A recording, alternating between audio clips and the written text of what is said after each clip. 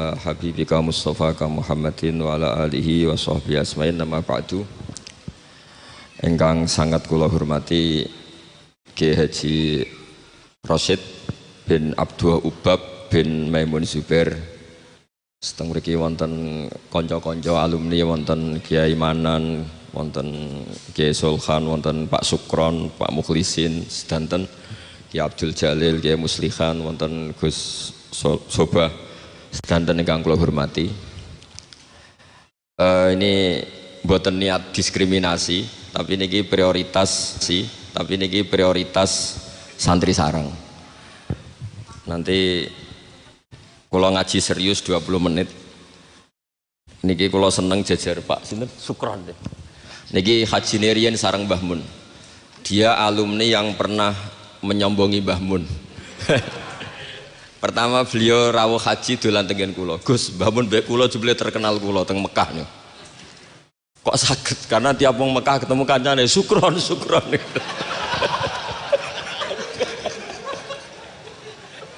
Dan itu beliau matur ke Mbah Mun, Mbah kula teng mriki terkenal banget. Kok iso Kron? Tiang-tiang muni Sukron. Ini alumni yang luar biasa niki. Kakak kelas kula 2 kelas ya. Nggih. Niki nggih kanca kula, nggih musuh kula.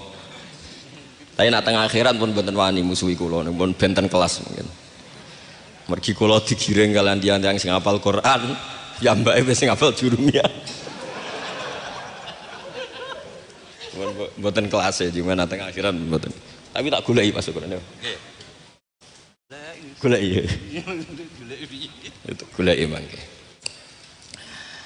Kula badhe matur serius sekitar 20 menit nggih. Kula suwun ini khususnya alumni, tapi tidak niat diskriminasi, sinten mawon boleh mendengar ini, karena yang tidak alumni pun kula yakin gadah mahabbah teng Mbah Mun. Kula kados Gus Rasyid nderek matur nuwun sanget doa jenengan teng Mbah Mun, teng Nyai Mastia, teng Nyai Fahima, teng Gus Kamil, teng sedanten Mas saya sarang. Kenangan-kenangan ingkang sae, ingkang musalsal ila Rasulillah sallallahu alaihi wasallam. Akhir-akhir ini Yai sering maos kitab Maslakut Tanassuk. Niki kula waos langsung halaman 3. Niki wonten Kiai Abdul Manan, wonten Gus Rasyid. Niki kula gadah napa nggih?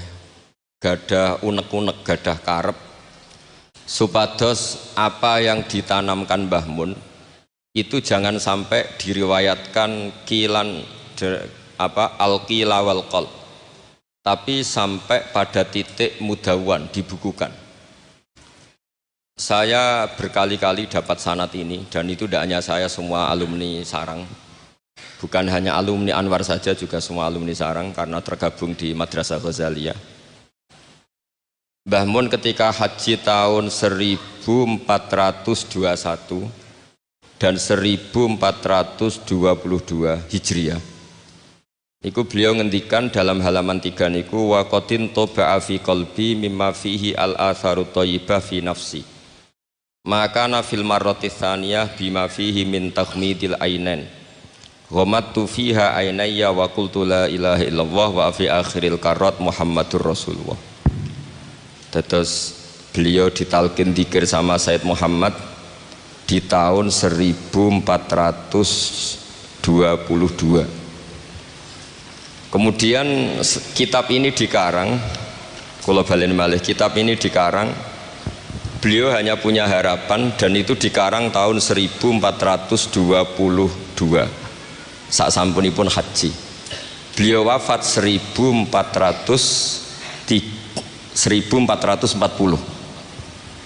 Dados terpaut pinten tahun niku? 8 tahun nggih. Pinten 18 nggih. 18 tahun. Niki kula waos nggih, betapa yang diinginkan beliau itu kesampaian. Dari tahun pinten 1420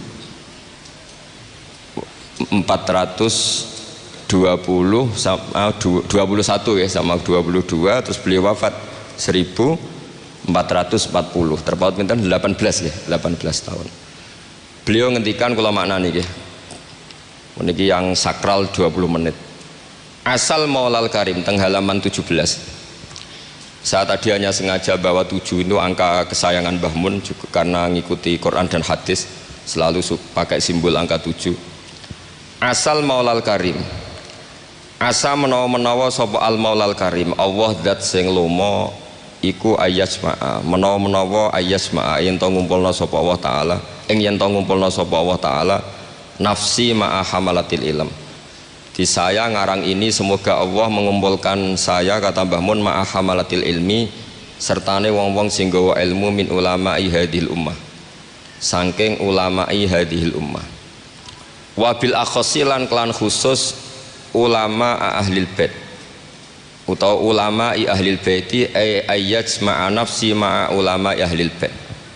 Jadi keinginan beliau saya ngikuti talqin ini, saya mengarang sanad ini, saya mengijazahkan sanad ini. Jadi memang beliau menulis itu 3 kali, mengabadikan, mengijazahkan talqinu dzikri, kemudian berharap itu manfaat. Dan keinginan beliau, saya ingin kumpul ulama hadhil ummah wabil akhos ulama ahlil bait, yaitu ulama-ulama ahli bait Rasulullah sallallahu alaihi wasallam alladzina rupane wong akeh khassa kang nertemtokno hum alladzina sapa Allah wa taala bi khassa iso kelan pira-pira kekhususan la ya alamu kang ora mirsani azamataha ing keutamaane khassa sapa illallah taala sapa Allah taala. Dados keinginan beliau 18 tahun yang lalu itu tercapai juga tidak sekedar maknawiyah saja tapi secara jusmaniyah. Kalau secara maknawiyah tentu Mbah Mun itu sangat dekat dengan ulama ahlil bait maupun yang tidak ahlil bait, yaitu ngurmat santri, nasrul ilmi, tarbiyah dan seterusnya. Tapi Allah nuruti beliau tidak sekedar maknawiyah sampai secara apa? Jusmaniyah. Karena makam beliau di Ma'lah bukan sekedar Ma'lah tapi benar-benar Ma'lah yang dekat Sayyidah Khadijah. Agak ke bawah ada Sayyid Muhammad, Sayyid Alawi, Sayyid Abbas. Agak bawahnya lagi Syekh Nawawi Banten. Terus agak samping ke kanan kalau dari arah Masjid Haram itu di situ ada Dorih atau makamnya Syekhina Kiai Haji Maimun Zubair. Jadi jam'unya itu jam'un rohaniyatan wa jam'un apa? Jusmaniyatan. Jadi ini ijazah ini berkali-kali dijazahkan Mbah Mun, tapi mungkin sebagian alumni tidak baca, nanti lo potongannya itu buatan moco. Dan ini kulo bantu, kulo yakin, hakul yakin dan suul yakin nak Pak Sukron ini moco lebih niki. Dua ini kitab gak mergi kulo suka nih Pak. Seniki mun innalillahi wa inna ilaihi rajiun. Nang dindi ngaku muridnya Mbah Mun ngarang ngopo bagus. Aku rong tuku jadi. Tapi niki penting kalau aturaken ulama, saya berkali-kali bilang kenangan dari Rasulullah Shallallahu Alaihi Wasallam itu harus ditulis, karena hanya dengan ditulis ilmu itu abadi. Nggak boleh riwayat itu hanya berdasar karena kamu hafalan mundobit itu terus tidak nulis, tidak boleh. Kita itu punya pengalaman buruk dan itu eman betul. Gini ku fiqhul Les bin Sa'ad. Al-Les afqahu min Malik, Dewi Imam Syafi'i. Al-Les afqahu min Malik. Illa anna ashabahu dayya'uhu, kata Imam Syafi'i. Lais itu orang paling alim, alimu Misra, faqihu Misra. Itu kalau debat sama Imam Malik itu berjilid-jilid. Tapi ashabu Malik itu lebih peduli terhadap pikiran-pikirannya Imam Malik, sementara ashabul Les itu enggak, sehingga enggak ada madhabnya hilang. Jadi nasib ulama yang madhabnya hilang itu Les bin Sa'ad, kemudian Sufyan bin Uyainah, ini semua gurunya Imam Malik. Sufyan As-Tsauri juga gurunya Imam Malik, gurunya Imam Syafi'i. Nanti nasibnya Mbah Mun kalau tidak ada yang mentadwin, membukukan, akan seperti itu. Karena orang akan menafsirkan tidak dengan panduan guru-gurunya ila Rasulullah Shallallahu Alaihi Wasallam. Saya masih ingat ketika ini betapa luar biasanya Mbah Mun tentang tafsir. Seperti yang kita katakan Gus Rosid tadi, Mbah Mun itu putra Mbah Zubair. tapi ngaji sama orang ahli tafsir, ahli Quran, Said Alam. Sehingga Habib Salim Asy-Syatiri itu punya karangan ya tentang tafsir, namanya An-Nafahat Al-Haramiyah atau Al-Fawaid Asy-Syatiriyah. Kalau gadah kitab sekitar 2 jilid. Mbah Mun itu dulu ngajar kita Faidul Khobir fi ulumil Quran, fi ulumit tafsir. Rian ngajar seminggu 2 kali di MGS. Ini Pak Sukron ya termasuk alumni MGS, berarti pernah sekolah berapa kali Pak diulang Mbah Mun? Seminggu 2 kali. Jeleng seminggu 2 kali. Khatam. Tak kok khatam gak boleh. Jujur itu baik. Jadi jujur itu baik. Nah, barokahnya mudawan, saya beri contoh satu, betapa resikonya andekan ilmu itu tidak mudawan. Ya kayak Khawarid itu orang yang ibadahnya khusyuk, tapi itu kecelakaan bagi sejarah umat. Sampai Nabi ngendikan syarru hadil ummah al-Khawarid syarrul khalqi wal khaliqah. Orang Khawarid itu buruk-buruknya makhluk, ini Kak sabda Rasulullah SAW. Karena orang Khawarid itu menganalisis nubuwah itu dengan pikirannya sendiri, bukan dengan pikiran sing mudawan musalsal ila Rasulillah sallallahu alaihi wasallam. Saya beri contoh yang paling gampang. Ketika corong semangat tawaf, tapi Nabi unik, semua sahabat itu tawafu mus'atan, semua tawaf secara jalan kaki. Padahal kayak apa kita diusir dari Mekah, kayak apa kita meninggalkan Mekah secara tidak terhormat. Mestinya Fathu Mekah yang diperjuangkan mati-matian itu menjadikan hal yang luar biasa. Dan kita punya kaidah al-ajur bi qadrit ta'ab, bahwa pahala itu sesuai tingkat kesulitan. Tapi Nabi itu unik, semua sahabat itu tawaf jalan, tapi Nabi itu tawaf rakiban. Nabi dengan santainya naik unta, kemudian beliau tawaf. Itu andai kan tidak ditadwin, tidak dibukukan oleh ulama-ulama, termasuk Imam Nawawi yang ngarang Majmu', maka orang Khawarij atau yang sejenisnya, nggak usah diterjemah garis keras atau garis apa nanti sensitif, pokoknya Khawarij dan sejenisnya. Dan itu di Mekah, jadi kamu jangan ngait-ngaitkan dengan Indonesia. Itu mesti menafsirkan kok enak Nabi lengas-lengas numpak unta sing liyane melaku. Tapi barokahnya tafsiran ulama itu dibukukan. Nabi yang saat itu tawaf rakiban, ya, Nabi yang saat itu tawaf secara berkendara itu afdolu mungkin bi alfi fadilatin sampai ila mala nihayatallah daripada yang tawaf masyian. Karena yang tawaf berjalan itu hanya melakukan satu kaidah bahwa al ajru bi qadrit ta'ab. Tapi itu punya resiko fikih jangka panjang. Andai kan Nabi ikut tawaf jalan, maka akan dianggap syarat sahnya tawaf harus berjalan. Dan itu kita kesulitan ketika kita setengah lumpuh, setengah sakit. Lalu kalau kita pakai kursi roda, pakai skuter, dalilnya apa? Barokahnya Nabi tawaf rakiban, maka ada solusi, ada referensi kalau kita tawaf tidak masyian, yaitu dengan cara naik kursi roda dan yang lain-lainnya. Maka ketika Imam Nawawi, maka yang dilakukan Nabi itu fardun alaihi, Nabi melakukan itu harus, karena Nabi harus menjelaskan ke umat bahwa tidak termasuk syarat sahnya tawaf adalah secara berjalan, tapi naik juga boleh. Itu andaikan tidak ditadwin oleh ulama, maka pikiran ini tidak sampai kita. Dan kita rodok-rodok Khawarij, kok enak Nabi, padahal Nabi pas itu ya sehat. Nah sama, ketika Mbah Mun ngersakno Gus Yasin jadi wakil gubernur, juga abahnya Gus Rosid ini Gus Subab kerso jadi DPR RI, Gus Kamil ya ketua DPR Rembang. Itu maka menjadi fikih bahwa ulama itu tidak harus berhadapan-hadapan dengan negara. Buktinya orang sekali Mbah Mun, putrane diminta disuruh mengkhidmati negara. Sehingga harus menjadi tradisi besar bahwa ulama dan umara tidak harus berbenturan. Bukan masalah menangkal. Coba kalau itu tidak ada rawinya, paling golek gaji, paling golek duit. Loh itu kan ruwet.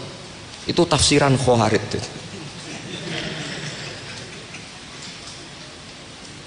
Jadi, loh saya itu punya sanad mutasil. Saya berkali-kali ketemu abahnya Gus Rosid, beliau juga guru saya, Gus Subab, semuanya. Itu ketika beliau menolak itu Mbah Mun maksa. Gus Kamil dulu pertama disuruh jadi DPR ya menolak, sampai pernah transit di dalam saya di Jogja itu 3 hari. Dan Mbah Mun akhirnya sampai duka harus mau. Tapi lama-lama kita tahu bahwa beliau ingin menyelamatkan Indonesia, bahwa Indonesia nggak perlu dipertentangkan antara ulama dan Umar.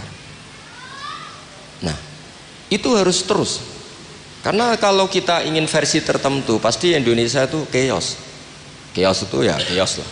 Huru hara. Kalau huru hara terjadi safkut dima, pengaliran darah, yang dosa kita. Makanya Mbah Mun sering cerita ke kita. Saya tidak pernah bilang saya, ke kita. Semua santrinya levelnya sama, karena sama-sama dengar. Bedanya lali beeling gitu dok. Ambek paham sama tidak paham itu dok. Sebetulnya saya ingin bilang saya, karena saya berkali-kali khassoni bidzalika syekhuna, tapi kita semua sama lah, sama-sama mutawatir sama. Fiqhus siyasah atau fiqhul imamah atau fiqhul khilafah, terserahlah bahasa sampean, itu juga harus diwariskan. Sehingga dulu sampean tak ceritani, dulu yang semi-semi khawar itu ya sudah banyak. Wah, Nabi itu harus ngomong akhirat terus, masa Nabi jabat.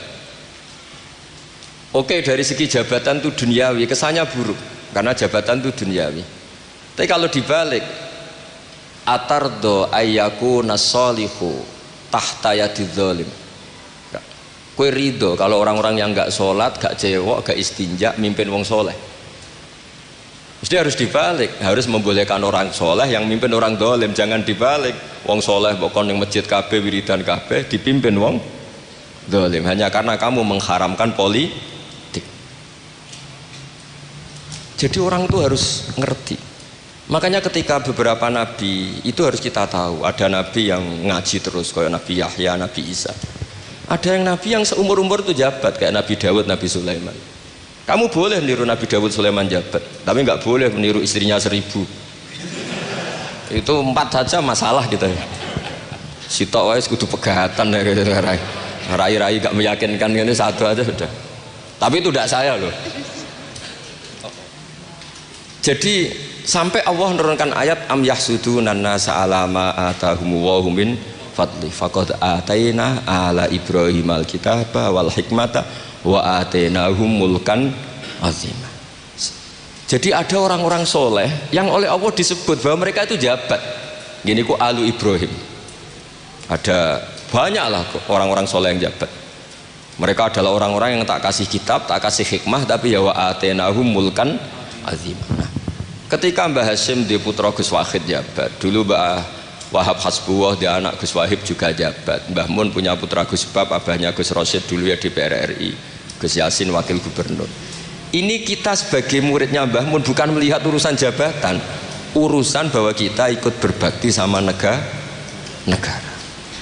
Makanya ketika Mbah Mun kapundhut hari Selasa tanggal 5 Dzulhijjah, itu saya masih ingat betul. Ketika itu saya di dalam, ada Gus Subab, ada Gus Naji, ada Gus Kamil, ada semua lah. Itu mereka itu kelihatan apa ya, masih nggak sadar kalau abahnya wafat. Kelihatan senang.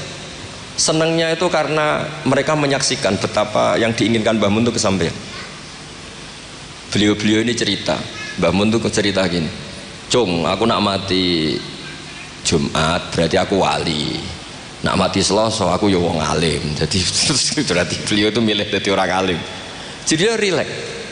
Terus ada beberapa apa ya, uang lah atau apalah. Kata beliau sama Gus Subab, bilang ke Gus Subab, bab ya aku nak teko balekno, nak ra teko bagi ning anak-anak. Jadi semua dipersiapkan. Sebegitu mudah beliau melihat kematian, melihat kapundhut, melihat seringan itu. Karena kerinduan seorang wali atau orang soleh kepada Allah itu rindu sekali. Dan ini kita harus punya riwayat, dan itu menjadi fikih besar. Nggak boleh kamu pakai fikih khawarid.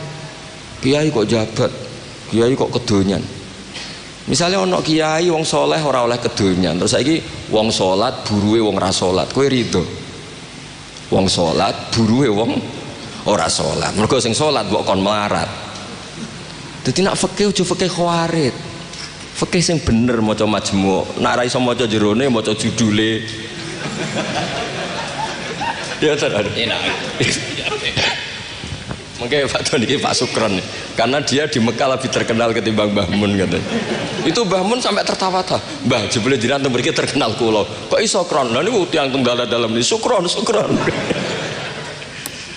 Ya jadi Mbah Mun punya murid ya macam-macam. Ada yang kayak saya, ada yang kayak Pak Sukron. Makanya saya pertama datang, Sukron dikur, dereng enten, celuk, nak agak teko agak gelem isi. Terus datang. Tadi bisi saya, Gus aku difoto, nak raja jenengan gak difoto.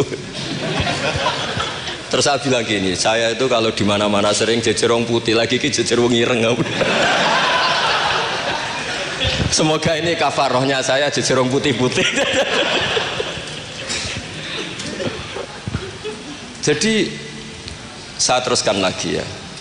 Harus selalu ada riwayat. Makanya saya alhamdulillah pernah diminta Gus Subab itu ya guru saya, beliau baca manhajnya fikihnya Mbah Mun di acara kesekian harinya Mbah Mun wafat.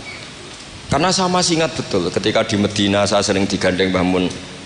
Hak Sholahuddin Al-Ayyubi nganti pintere ngono iku jarene mergo murid Imam Ghazali. Tapi jarene hak muridé putu murid. Terus saya bilang putu murid ya impun nate kula hitung nak murid mboten pas, mboten tok wektune. Yes putu murid. Karena saya pernah di masjidnya Sholahuddin Al-Ayyubi di mimbarnya. Itu futuhatnya itu sekitar 815. Jadi kalau tak hitung Imam Ghazali lahir 410, 450, wafat 505, kayaknya mboten menangi. Oh ya senang ngono putu murid. Itu beliau punya konsep mengalahkan pasukan salib. Itu yang dipakai itu kitab Ihya. Itu singkat cerita beliau nyuruh, "Jaiku golek iya." Tak cari. Ketemu terus tak tasihkan beliau ya iku sing tak maksud ya iku. Itu Imam Ghazali begitu fasih cerita tentang penyusunan kekuatan.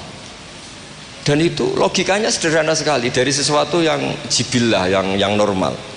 Misalnya begini ya, al-insan abdul ihsan. Bahwa manusia itu pasti menjadi budaknya kebaikan. Hitung saja sekarang misalnya begini, kita jadi orang soleh, meditera karuan, gremengan sinis. Yang ini orang fasik, senyum, lomo, apian. Kira-kira orang netral itu kalau jagungan ke kamu apa ke sini? Yang lomo, yang nyaman kan? Sehingga orang boleh mengatakan ketika ngarang fikih, senyum itu sunat di karangan fikih. Tapi di aplikasi nyata tidak bisa. Bagaimana kalau ada orang netral, bisa soleh, bisa fasik, sing fasik senyum, sing soleh merengut, sehingga yamilu orang yang netral ini ke yang fasik. Kamu bisa ngarang fikih kalau sedekah itu sunat, karena itu sudah tidak wajib, karena yang wajib itu zakat. Kamu bisa ngarang fikih seperti itu. Tapi kalau dalam tatbiki tidak bisa. Misalnya saya orang soleh hidup di tengah kota, atau orang soleh hidup di pedalaman. Terus saya medit, mentang-mentang sudah zakat, nggak pernah sedekah. Sing wong fasik jor-joran sering nyervis rokok gratis, ngopi gratis. Kira-kira kemana kecenderungan orang itu? Ke yang fasik, karena al-insan abdul ihsan. Nah hal-hal seperti ini tuh yang dikaji Imam Ghazali, kemudian itu menjadi inspirasi Sholahuddin Al-Ayyubi. Kalau dia ingin solid maka harus berbuat baik sama siapa saja, karena itu cara punya kekuatan. Nah kita enggak, kita ini memaksakan kebenaran tapi prosesnya tidak simpati. Makanya kata para mufassir, walaupun tafadzur ghalidal qalbi lan faddu min khaliq, itu kata para mufassir, hada sayyidul khalqi wa hada ahabbul khalqi ilallah. Ini Rasulullah, orang paling dicintai Allah. Itu saja sekali salah dalam perilaku sosial, itu bayangannya lan faddu min khaliq, orang akan bubar. Padahal ma'anna hadza mu'ayyadun biruhil qudus. Padahal Rasulullah itu orang yang diberi kekuatan malakut, kekuatan langit. Itu saja dibayangkan kalau salah secara sosial, lan faddu min khawf, orang akan bubar. Apalagi kamu yang keramatnya enggak jelas, hizibe gak mandi, terus salah sosial, istaqabbalallahu minna minkum taqabbal ya karim. Sehingga Mbah Mun itu baik sama siapa saja, termasuk baik sama Megawati, sama apa saja. Bahkan beliau sebelum haji sempat ketemu Megawati. Dan beliau sebelum itu ya pernah bilang ke saya, ke kita, aku ketemu Bu Mega dan Indonesia aku damai. Makanya ketika beliau kapundhut Dzulhijjah itu min asyuril hurum, karena al asyurul hurum itu ada 4, Dzulqa'dah, Dzulhijjah, Muharram, Rajab. Beliau kapundhut 5 Dzulhijjah, bulan yang termasuk sakral di Islam. Dan beliau kapundhut 6 Agustus, bulan yang paling nasionalis dalam Indonesia. Jadi Allah memilihkan beliau bukan sekedar tempatnya di Ma'lah, tapi pakai bulan yang paling sakral sesuai konteks masing-masing. Dalam religius Dzulhijjah itu sakral, dalam nasionalis Agustus itu sakral. Kayak apa Allah memilihkan beliau? Makanya ini saya cerita ya, saya mungkin 10 menit lagi, sampean santai aja, ini enggak ganggu lama-lama supaya enggak ribet. Makanya di antara yang ditulis beliau tentang jabatan, tentang jabat. Nah ini cerita saja. Beliau menulis keling tau ora itu. Sekarang halaman 37. Nanti kalau yang nggak paham ngaji sama Pak Sukron, sudah tak ijazahi tadi. Kobil tuh. Ya sudah. Jadi nanti yang nggak paham, iya itu nanti. Kau cobain. Apa? Kau jaluk deh. Ora. Kalau oleh dijaluk Melayu sudah sah nggih. Sah. Ini konco kula mulai teng sarang ngantos nate bodo-bodo tegen kula tanggal 3 Syawal. Ini Pak Sukron nih. Gus, kowe ndak dadi kiai jogeman kaya aku. Tak pikir apa? Ceritanya gini Gus Rosid, dia itu kiai, mungkin kiai debutan. Dia dengan santainya cerita, man shoma Ramadan summa atba'ahu sittan min Syawal faka'annama shomat daro kullah. Jadi puasa Ramadan kemudian puasa 6 hari Syawal, maka seakan-akan puasa setahun. Singkat itu ada orang lugu puasa tanggal 2 itu. 2 Syawal puasa. Soan Pak Sukron pas kiai ini rokok. Terus kata orang lugu tadi, getun Pak aku anut jenengan. Jebule jenengan gak poso. Saya bilang, "Lah opo ke dalil ngono barang lha opo?" Dalil liyane ya kena ngono kan. Tapi itu kearifan, menurut saya dia cerita itu kearifan. Maka ini warning ya, siapapun yang ngiyai jangan dalil sesuatu sing ra iso ngakoni. Ora lho ini ilmiah gak apa-apa. Lho kula lah ora pati wani dalil sing ngoten-ngoten ora wani mergo wis wong santri sarang bebas ora usah dirakat wae to. Mun ping 6. Tambah ping 6. Dari bangun setahun buat memang ini didikan sarang yang keterusan. Mbah Mun itu kan mengharamkan santri tirakat. Iya. Santri ora usah tirakat. Santri sarang ora usah tirakat. Mondok sarang tok iku wis tirakat. Lah piye banyune wasin kadang ape ning WC ya iku ning lembak-lembak. Wis banyu asin nggone sesekan ra di dhuweke wis suwara tenan mondok. Jadi ora usah tirakat itu wis istirahat. Jadi saya ulang lagi ya, al-fiqhu, fikih itu harus mudawwan.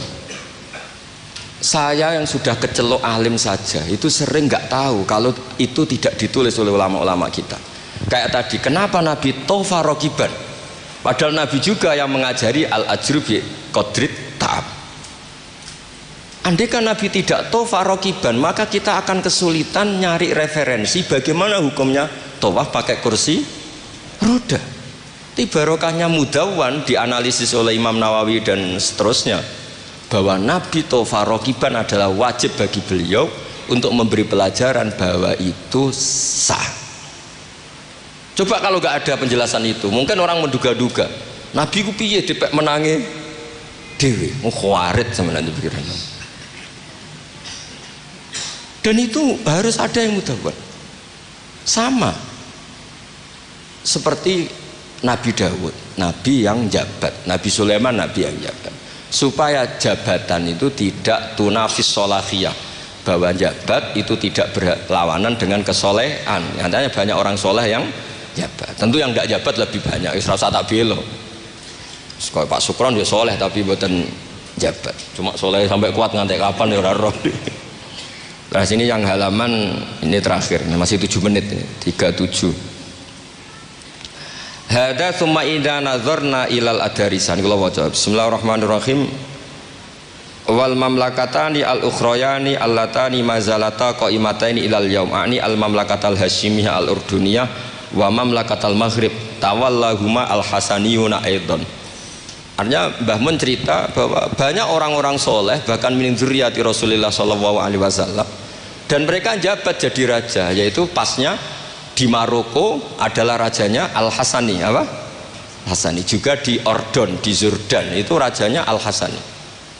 Intinya Mbah Mun mau ngendikan kamu jangan anti jabatan. Banyak orang-orang soleh yang jabat, bahkan bukan sekedar soleh tapi itratu Rasulillah al itra at-thahira, itratu Rasulillah sallallahu alaihi wasallam. Ini dan beliau menulis itu. Wal mamlakatani al ukhrayani allatani mazalata qaimatain ilal yaum ani al mamlakatal hasyimiyah al ordoniyah wa mamlakatal maghrib tawallahuma al hasaniyah itu. Hada tsumma idza nadzarna ilal adarisah. Adarisah itu Sayyid Idris. Sayyid Idris itu Al Hasani ya. Jadi Al Hasani yang paling populer di Maroko namanya apa? Al Idris. Makanya disebut Adarisah. Yang dzurriyyahnya Al Idris disebut apa? Adarisah. Kayak yang bermadzhab Hambali disebut Hanabilah. Nah, summa idza nadzarna ilal adarisa wajadna anna ba'dhum minhum wasalu ila sultanah war riyasah faqad sabaqa an assasa Sayyid Idris bin Abdillah daulatan azimatan fil maghrib wa nudiya bis Sayyid Muhammad As-Sanusi malikan ala Libya. Jadi ini ya saya mau cerita Mbah Mun itu satu khazanah besar, melahirkan murid-murid yang alim alamah ya banyak sekali nggak bisa dihitung. Melahirkan murid yang bahkan putra yang cakap politik banyak. Siapa yang nggak ngakui alimnya Gus Najih? Siapa yang nggak ngakui fleksibelnya Gus Subab di jabatan Gus Kamil? Itu nggak bisa terhitung. Makanya ini khazanah besar, tidak usah dibentur-benturkan. Ada yang nekuni alim, ada yang nekuni jabatan. Semua itu untuk li'ilain apa? Kalimatillah. Jadi ini nggak ada masalah. Wonten sing kona'ah kok Pak Sukron wis urip kok wis menengah wis urip ngono wis. Tapi tadi sudah tak ijazahin. Nanti pokoknya ini kalau nggak paham tanya Pak Sukron. Pun assalamualaikum warahmatullahi wabarakatuh.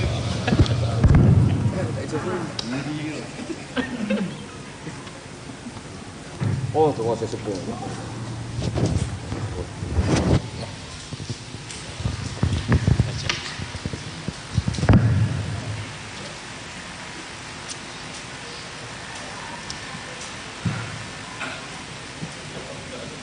Bajalin.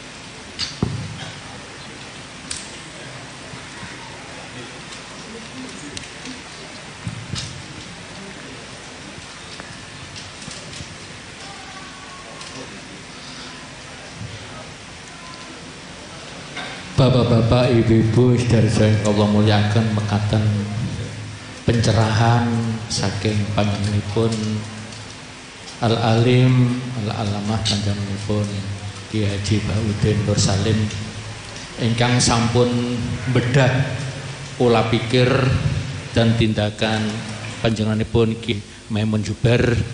Mugi-mugi kanthi pencerahan kala wau kita saged ngikuti punapa ingkang sampun dipun lampahi panjenenganipun Bapak Kiai Haji Maimun Zubair.